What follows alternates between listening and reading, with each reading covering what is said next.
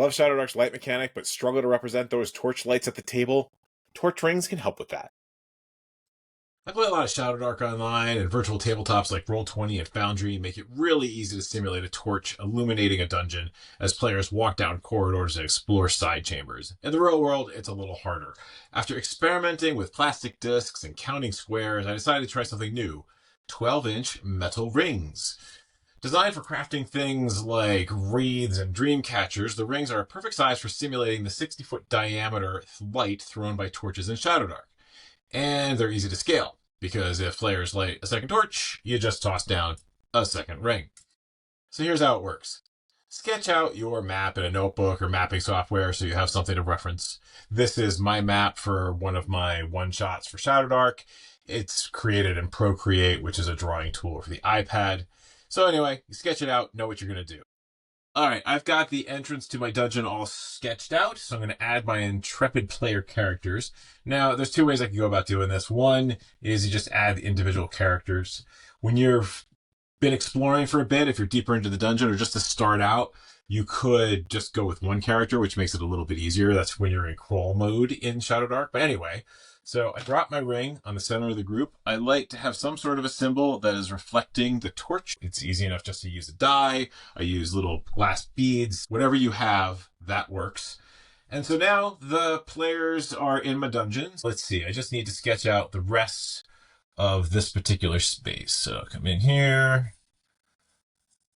When I'm GMing at the table, I'm not overly concerned to exactly how loyal to my map I'm being. I'm going to have a little bit of wiggle room anyway. So I come in, boom, they see a largest chamber. So they want to push further in. They move accordingly. The torch moves out. The ring slides over. And now I can just quickly sketch the rest of my map. Sometimes I'll go a little bit beyond the edge of the torchlight to indicate that, well, it's just easier this way. It's kind of low light, right? So they can see the glimmerings of the dungeon just beyond the edges of the torchlight. That's my story, and I'm sticking with it. So we get there, and now they've got a pretty good idea of where they're at in terms of this dungeon. I can tell them that there's stairs that are heading down over here.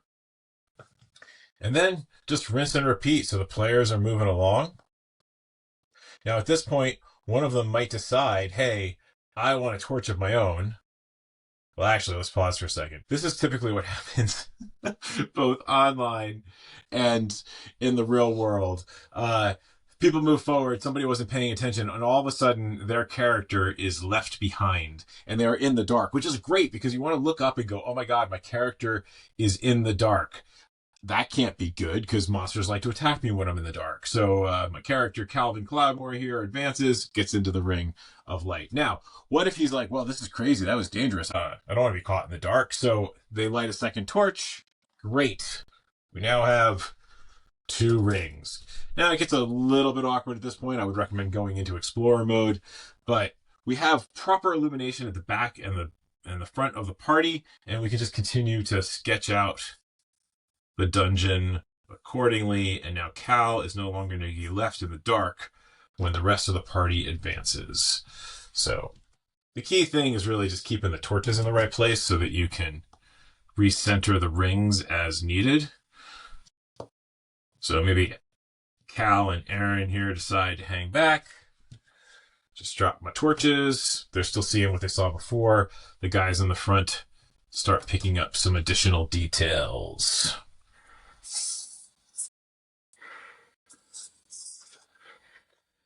So this is pretty good. It worked out very well at my local convention, Mepicon, when I ran Shadowdark for a whole group of new people who hadn't played Shadowdark before. And it was so much better this time. I ran the same scenario I ran a year ago at Mepicon. And the first time around, I was coming off of playing online, and it did not occur to me how challenging Illumination was going to be. But once I did it this way, it made life so much easier. As you can see, it's very easy to just kind of move the rings around. It's very easy to see where the illumination begins and ends. I like the shininess of the rings as is because they just kind of stand out. I can see redoing these. I might, I don't know, paint them yellow or orange, or just use some orange or yellow tape just to, to augment the sort of torch feel of them. But, honestly, they're pretty good as they are. So What do you think? How do you track light at your real world table? Let us know by leaving a comment or emailing us at podcast@lairofsecrets.com.